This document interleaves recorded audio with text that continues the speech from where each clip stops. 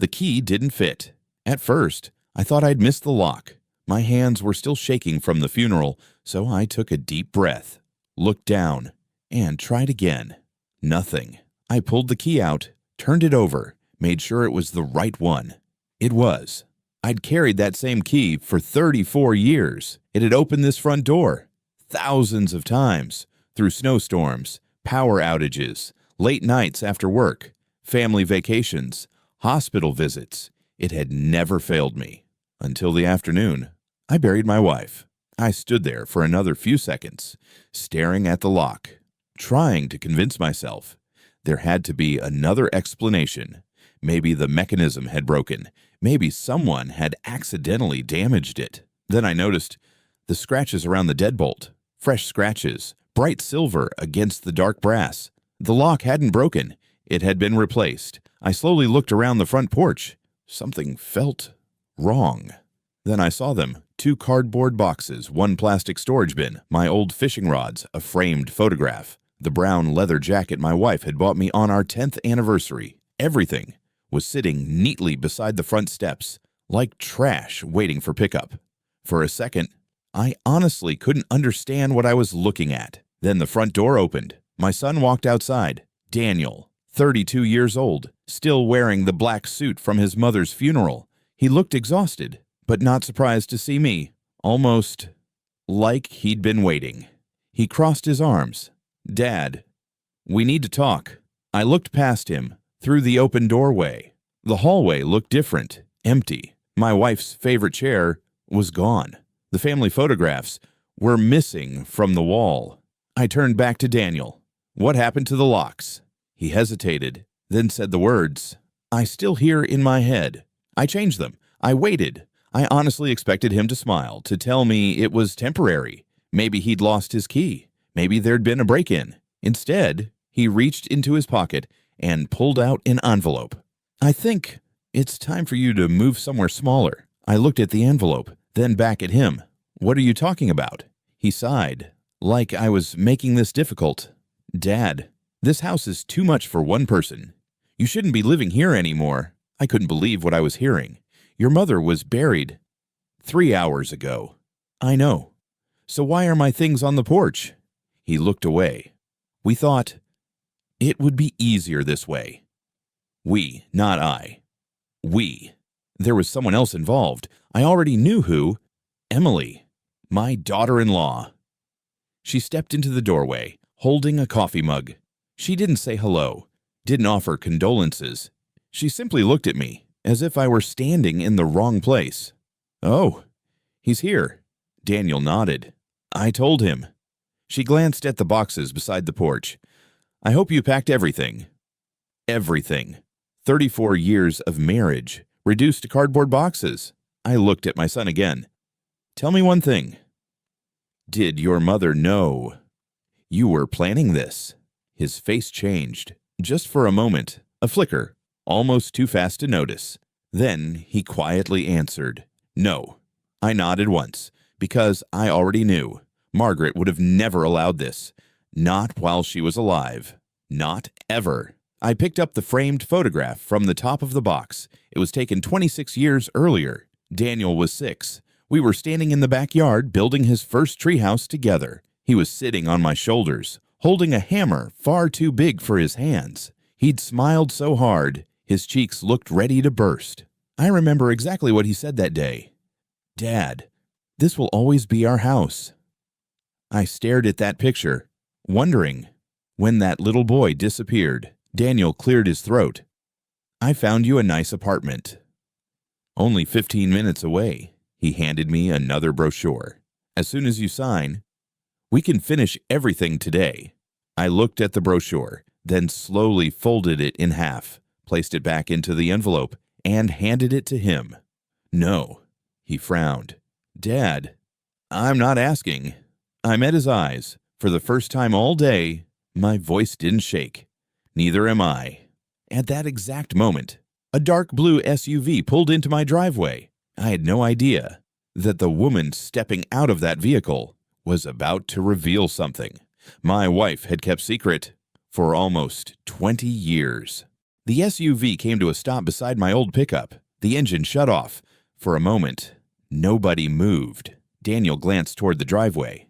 "So, that's your ride?" I frowned. "I don't know who that is." Emily folded her arms. "Well, they're blocking the driveway." She actually sounded annoyed, not embarrassed, not uncomfortable. Annoyed, as if I were the inconvenience. The driver's door opened. A woman stepped out, mid-50s, dark blue blazer, leather briefcase, confident. She wasn't dressed like family. She looked professional. She walked toward us with calm, measured steps. When she reached the porch, her eyes landed on the cardboard boxes, then on me. For just a second, her expression changed, almost heartbroken. "I'm looking for Thomas Carter." "I am Thomas." She extended her hand. "My name is Rebecca Lawson. I'm very sorry for your loss. Margaret spoke about you often." I blinked. "You knew my wife." She nodded.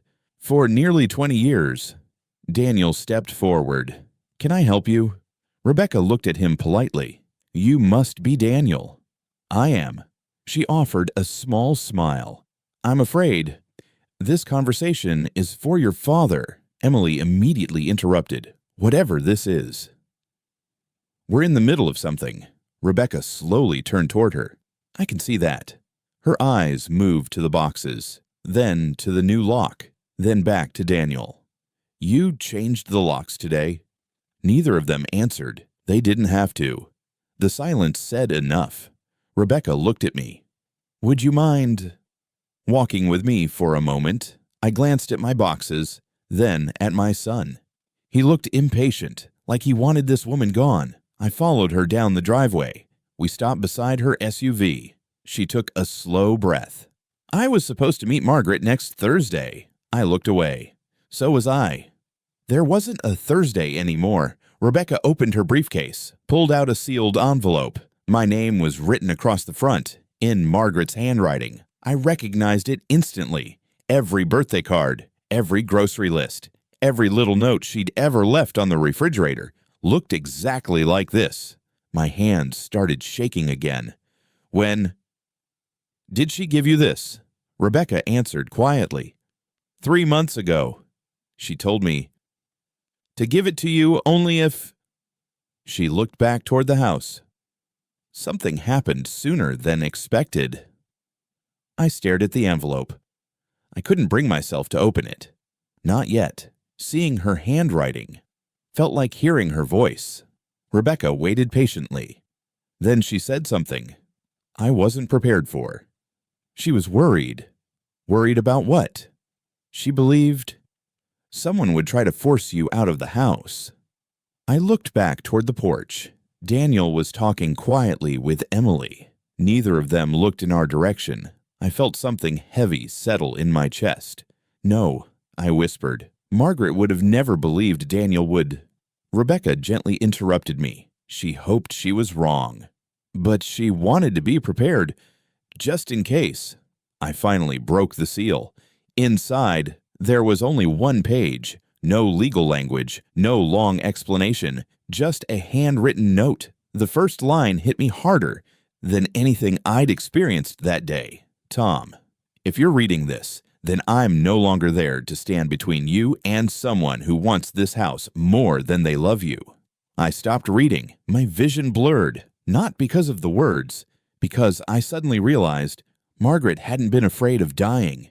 She'd been afraid of what would happen to me afterward. Behind us, I heard Daniel shout from the porch, "Dad, if you're leaving, take your things with you." Rebecca slowly turned. Her face remained calm, but there was something cold in her eyes now. She looked back at me. "Thomas, I think it's time you learned why your wife asked me to keep a second copy of your property records." I looked at Rebecca. "Property records?" She nodded. "Margaret insisted I keep certified copies. She said if you ever needed them, you probably wouldn't know where to look." I frowned. "What do you mean?" She opened her briefcase again. This time, she removed a thick blue folder. It wasn't new. The edges were worn, like it had been opened. Many times over the years, she handed it to me. Everything you need is in here. I flipped through the first few pages. The deed, the survey, insurance records, nothing unusual. Then, I reached the final document. At the bottom, beneath my signature, was another line, Margaret's, and beneath that, one sentence highlighted in yellow. Any transfer of ownership requires the written consent of both owners while living. Upon the death of either owner, full ownership automatically transfers to the surviving spouse. I looked up. I already knew that. Rebecca smiled softly. I know. Keep reading. I turned the page. Attached to the deed was another document I'd completely forgotten. A family occupancy agreement, dated 22 years earlier, back when Daniel was 10.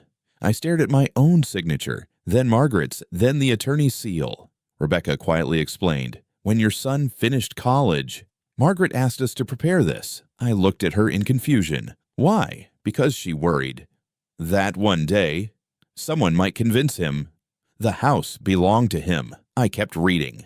The words felt almost unreal. No adult child, relative, or beneficiary may occupy, lease, sell, or claim residency without the written approval of the surviving homeowner. I blinked. Daniel had absolutely no legal right to be inside that house, not even for one night. A cold breeze moved through the driveway. Neither of us spoke. Finally, I folded the papers closed.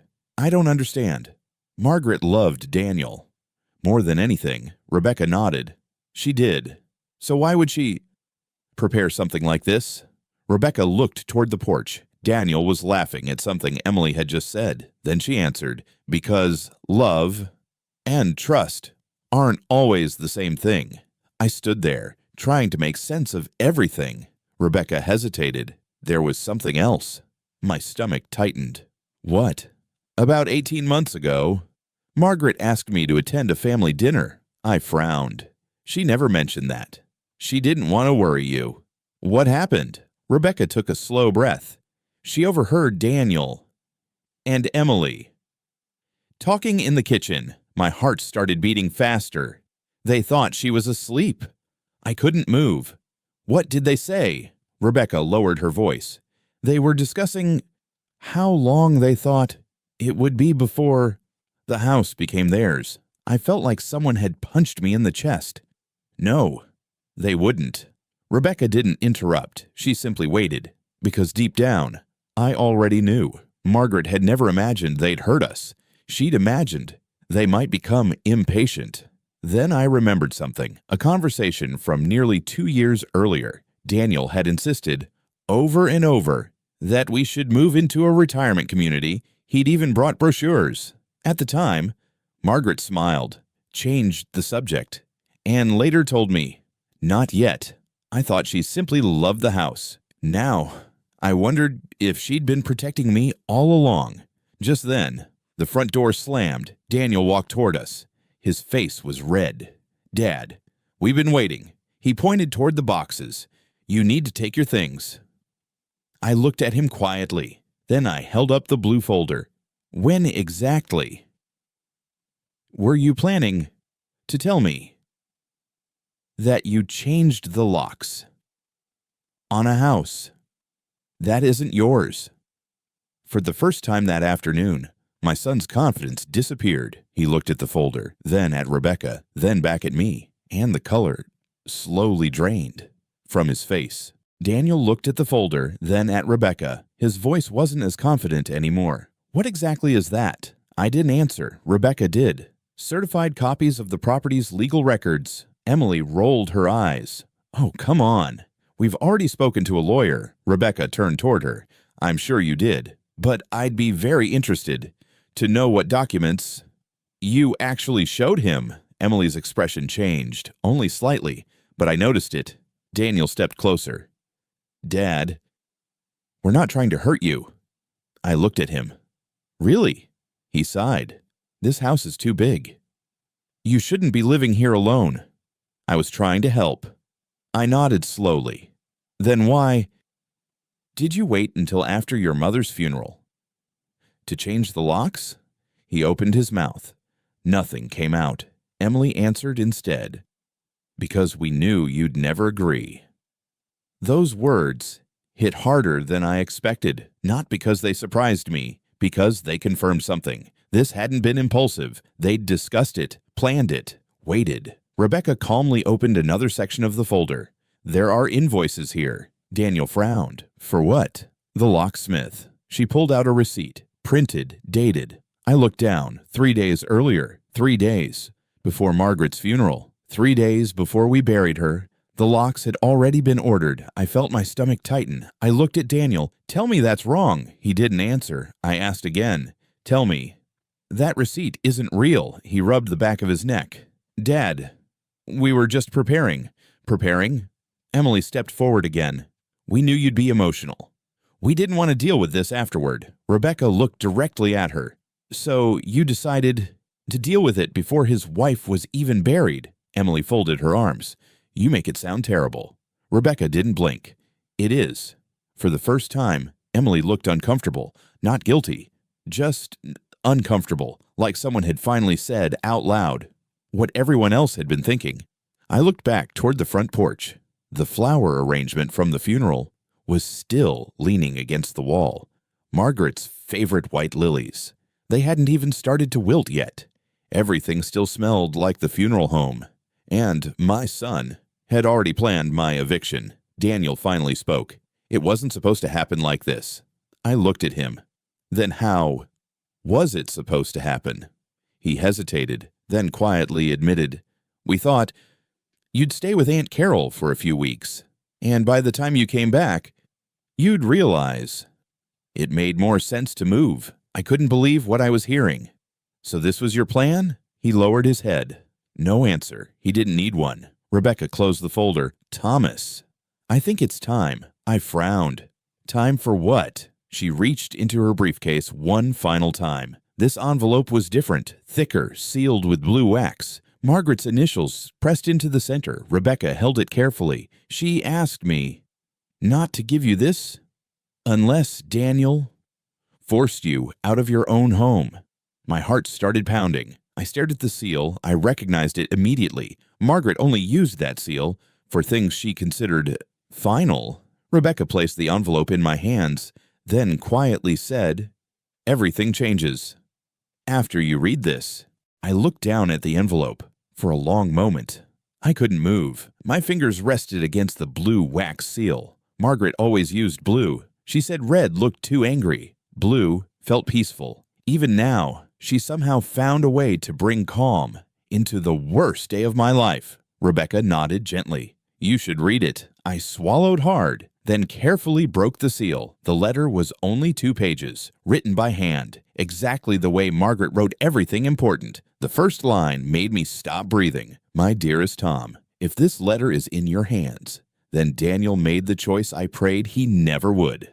I closed my eyes. Just for a second. She knew. Somehow. She knew. I kept reading. "Before you become angry with him, I need you to know something. This didn't happen overnight. It happened one small compromise at a time." I frowned. Rebecca remained silent. She'd never read the letter. This moment belonged only to me. Margaret continued. "The first time I became worried was almost 3 years ago. Daniel stopped asking how I was feeling. He started asking whether we'd updated our will. I felt my stomach tighten. I remembered that conversation. I'd laughed it off. Margaret hadn't. The next paragraph hurt even more. "Emily once asked me if we planned to sell the house before we died. She smiled while she asked it, but she wasn't curious. She was calculating." I slowly lowered the letter. My mind drifted back. Christmas dinner, Emily in the kitchen, casually asking, "This neighborhood has become expensive, hasn't it?" At the time, it sounded harmless. Now, it sounded completely different. I continued reading. "I wanted to tell you everything, more than once, but every time I looked at you, I saw a father who still believed his little boy was hiding somewhere inside that grown man." A tear landed on the page. Margaret knew me better than anyone ever had. She was right, even after everything. Part of me still wanted to believe there had been a misunderstanding. Then came the sentence I'll never forget. "Tom, if Daniel ever chooses this house over you, don't fight to keep the house. Fight to keep your heart." I stared at those words again and again, because suddenly I understood. Margaret wasn't trying to save a building. She was trying to save me. Behind me, Daniel spoke quietly. Dad. I didn't turn around. He took a few steps closer. I didn't know Mom. Thought those things. I folded the letter carefully, then looked at him. No. You just gave her every reason to. He lowered his eyes. For the first time, he looked less angry and more afraid. Rebecca broke the silence. Thomas, there's one more document. I looked up. She reached into the folder, pulled out a single sheet. This was signed. The same day Margaret wrote that letter. I accepted it. At the top, I recognized the name of our family trust. Then my eyes found the final paragraph. I read it twice, just to make sure I understood. Margaret hadn't changed who owned the house. She'd changed something else, something far more important, something Daniel had never even thought to ask about.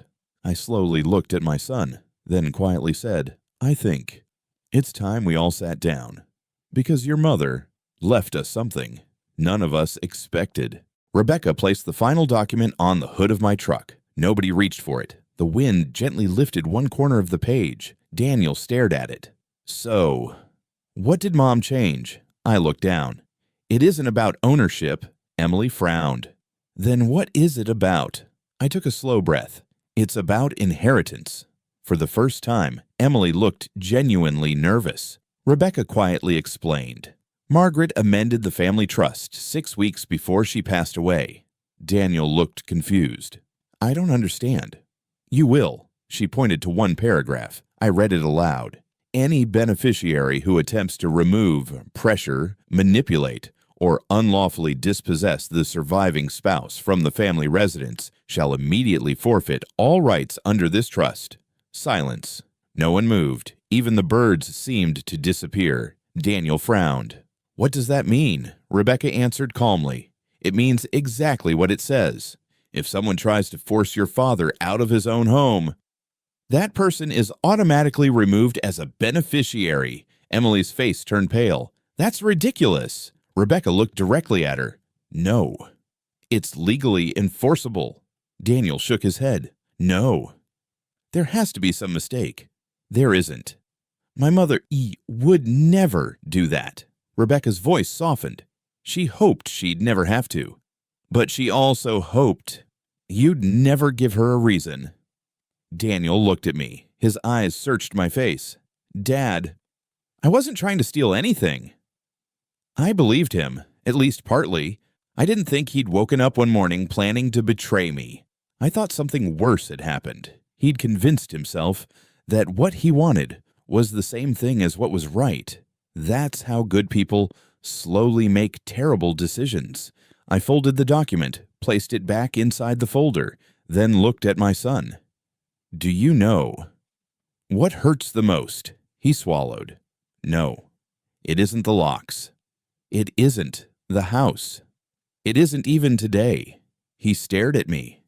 It's the fact that your mother spent her final months trying to protect me from her own son. Daniel's shoulders dropped. He couldn't look at me anymore. Emily suddenly stepped forward. This is insane. We were only trying to help. Rebecca didn't respond. I did. Help? I pointed toward the porch. My clothes were packed. My keys didn't work. You replaced the locks. Before your mother-in-law was even buried, Emily opened her mouth. Nothing came out, because there wasn't a single explanation. That didn't sound worse. Once spoken aloud, Daniel turned toward her. You told me we'd wait. Emily looked shocked. Daniel, don't do this. You said it would be easier if everything was finished before he came home. She didn't answer. I trusted you. Now she spoke. No, you trusted what you wanted to believe. The driveway fell silent again. For the first time, they weren't standing beside each other. They were standing against each other. Rebecca quietly closed her briefcase. Thomas, my work here is finished. I looked at her. No, you've done more than enough. She smiled. Margaret made me promise one more thing. I frowned. What promise? If today ever came, I wasn't supposed to help you win. I was supposed to help you remember. The kind of man she fell in love with. She gently touched my arm. Don't let today turn you into someone she'd no longer recognize. Then she walked back toward her SUV. I stood there, holding Margaret's letter in one hand and the property records in the other. For the first time since the funeral, I wasn't thinking about the house. I was thinking about my wife. Even after she was gone, she had somehow protected me. One last time, and that's when I made a decision that neither Daniel nor Emily could have ever expected. I watched Rebecca drive away. The driveway became quiet again. No shouting, no lawyers, no police, just 3 people standing in front of a house that suddenly felt very different. Daniel looked exhausted. He'd aged years in a single afternoon. "Dad, I'm sorry." The words finally came, not polished, not rehearsed, just small, broken. I looked at him for a long moment, then asked the question I'd been carrying all day. "When did you stop seeing this as my home and start seeing it as yours?" He didn't answer immediately. Finally, he whispered, "I don't know. I think it happened little by little." I nodded, because that answer hurt more than a lie would have. There wasn't one terrible moment, just dozens of small ones. One assumption, one conversation, one compromise, until eventually he forgot whose front door he'd walked through every Christmas for the last 30 years. Emily broke the silence. "So, what happens now?" I looked at her. "You tell me." She frowned. "What do you mean?" "You packed my belongings. You changed my locks. You moved into my house without asking. What do you think happens now?" She looked toward Daniel, waiting for him to answer. He couldn't. Instead, he slowly walked toward the porch, picked up the first cardboard box, the one with my fishing gear, then another, my winter coat, the framed photograph. Without saying a word, he carried them back inside, one by one. No one asked him to. He just started putting my life back where it belonged. I watched him through the open front door. He stopped in the hallway, picked up the family picture, the one they'd taken off the wall. He stared at it for several seconds. It was our last vacation together. Margaret in the middle, Daniel on one side, me on the other. We looked happy. He quietly hung it back, exactly where it had always been. When he came outside again, his eyes were red. "I don't expect you to forgive me. I know. I don't even expect you to let us stay." I nodded again. "You shouldn't." Emily looked shocked. "What?" Daniel slowly turned toward her. "We're leaving." She stared at him. "Daniel, this is our home now." He looked at her, then said something I don't think either of us expected. "No, it never was." She laughed nervously. "You're seriously choosing him?" He didn't raise his voice. "I'm choosing the person who never stopped choosing me." Silence. Emily looked at me, waiting, almost expecting me to step in, to calm things down, to rescue everyone. Instead, I simply stood there. Some lessons can't be interrupted. Emily grabbed her purse. "So that's it," Daniel answered quietly. "I think that's been it for a long time." She walked to her car. Without another word, the tires crunched across the gravel, then disappeared down the road. Neither of us chased after her. The sun was beginning to set. Daniel and I stood on the porch, just the two of us. For the first time in years, there were no distractions, no business, no phones, no holidays, no pretending, only truth. He looked at me. I don't deserve another chance. I thought about Margaret, about her letter, about one sentence. I couldn't get out of my head. "Fight to keep your heart." I took a slow breath, then reached into my pocket and held out the spare house key. Daniel looked at it, confused. "I'm not giving you the house," I said quietly. "I'm giving you, one chance to become the man your mother believed you still could be." He didn't take the key, not right away. Instead, he broke down. For the first time since he was a little boy, I watched my son cry, not because he'd lost an inheritance, not because of the trust, because he finally understood what he'd almost thrown away. Daniel never took the key, not that evening. He simply looked at it, then looked at me. and quietly shook his head. I haven't earned it. I closed my hand around the key again. No, you haven't. But earning it starts today. Neither of us said another word. The porch light came on automatically. Margaret had installed that motion sensor years ago. She always joked, "I never want my boys coming home in the dark." For a moment, it felt like she was still watching over us. Daniel picked up the last cardboard box, the one filled with old family photo albums. He carried it inside. This time, not because someone told him to, because it belonged there, just like the rest of our memories. I spent my first night alone in the house, for the first time in 34 years. Margaret wasn't beside me. The silence was almost unbearable. Around midnight, I walked into the living room. Her favorite blanket was still folded neatly over the couch. Her reading glasses were still resting beside the lamp. I reached down, picked them up, and smiled. "You planned all of this," I whispered. "You knew me better than I knew myself." The next morning, I woke up to the sound of a lawnmower. At first, I thought one of the neighbors was cutting grass. Then I looked outside. Daniel, he was mowing the yard. The same yard I taught him to mow when he was 13 years old. He didn't wave, he didn't smile, he just kept working. When he finished, he quietly trimmed the hedges, then cleaned the gutters, then repaired the loose fence board I'd been meaning to fix for months. He never knocked on the door. He never asked to come inside. When he was done, he simply got back into his truck and drove away. The following Saturday, he came back. This time, he brought groceries. Not because I couldn't afford them, because he'd noticed I'd forgotten to buy coffee. He remembered.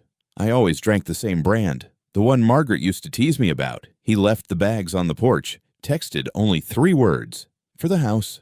Not for you." Not yet, but it was a beginning.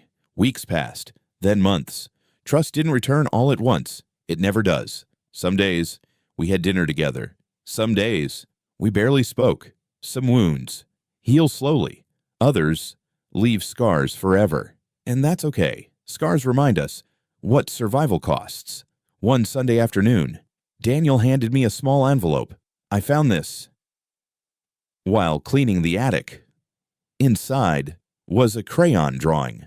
The paper was faded, corners bent with age. Across the top, in crooked 6-year-old handwriting, were the words, "My dad is my hero." I laughed softly. "I thought we'd lost this years ago." Daniel stared at the drawing. So did I. He looked at me, tears filling his eyes again.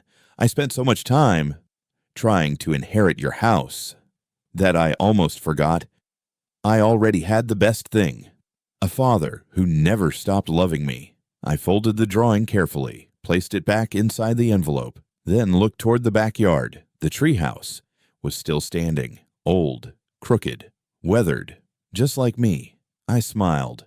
"You know, it probably needs a few new boards." Daniel laughed through his tears. "I'll bring my tools next weekend." I nodded. "I'll make the coffee." Sometimes, people think an inheritance is a house, or money, or land. Margaret understood something different. The greatest thing you can leave your family isn't what they fight over after you're gone. It's the values that keep them from fighting while you're still here. She gave us that chance. It was up to us to decide whether we were brave enough to use it. Thank you for listening to this Reddit case file. If this story kept you watching until the very end, please take a second to subscribe and turn on notifications so you never miss a new story. Now tell me, what would you have done in Thomas's place? Would you have given Daniel another chance or walked away for good? Leave your answer in the comments below. I read as many of them as I can. Thanks again for being here, and I'll see you in the next Reddit case file.